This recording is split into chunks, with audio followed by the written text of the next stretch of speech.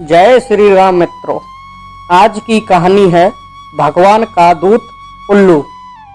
One में सिर्फ उल्लू ही रहते थे, इसलिए उन्हें यह पता नहीं था कि उनके सिवा कोई ऐसा पंछी होता है जो दिन में भी देख सकता हो। एक दिन अचानक उल्लू वन में एक काला लंबी चोंच वाला कौवा आ पहुंचा। उसने चश्मा पहन रखा था। उसकी गर्दन में एक थैला लटक रहा था। रात होते ही वन के उल्लू झुंड बनाकर उस विचित्र पंछी को देखने पहुंचे। एक उल्लू ने पास आकर उससे पूछा, आप कौन हैं और कहां से आए हैं?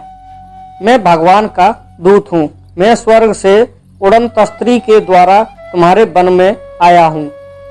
उल्लू वन आपका स्वागत करता है। उल्लू प्रसन्न होकर बोला, कृपया बताएं कि आपका यहाँ आना क्यों हुआ? दरअसल बात यह है कि तुम लोगों को बनाते समय भगवान से कुछ गलती हो गई थी।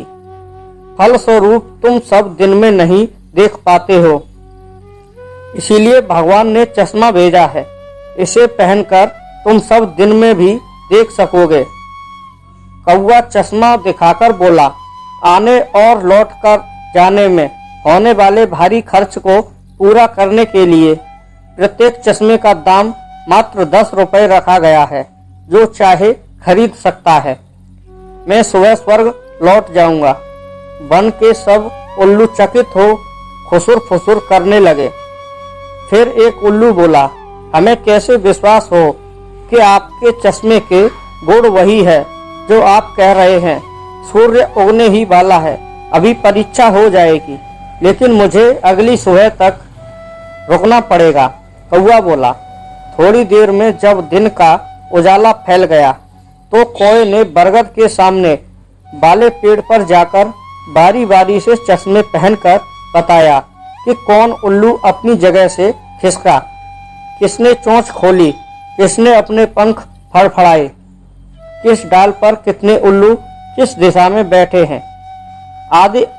सभी को विश्वास हो गया, लेकिन एक सबसे बूढ़ा उल्लू जो जब तक एक ओर बैठा सोच रहा था कि यह विचित्र पंछी कौवा ही है, क्योंकि उसके दादाजी ने बताया था कि एक पंछी काला लंबी चोंच वाला कौवा होता है।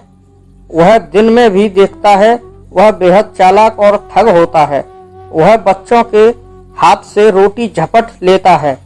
बूढ़े उल्लू ने अपना शक सब उल्लुओं को बता दिया। फिर बूढ़ा विचित्र पंछी से बोला, आप मुझे चश्मा पहना दें, अपने घर से पैसे ला देता हूँ। इस चश्मे को सिर्फ रात में ही खरीदा जा सकता है और बगैर खरीदे पहना नहीं जा सकता।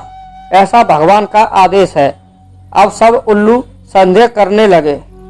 कुछ देर बाद वह बूढ़ा उल्लू बोला, दूत भाई बहुत दूर से हमारी सेवा के लिए आए हैं, अतः हम आपको स्वागत भोज देंगे।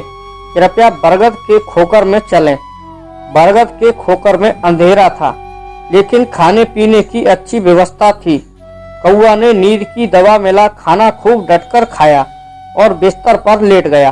कौवे के सोते ही एक उल्लू चश्मा पहनकर बाहर जमीन पर गिर पड़ा। फिर भी उल्लुओं ने प्रत्येक चश्मे की परीक्षा ली। संदेह अब पक्का हो गया था। अंधेरा फैल चुका था।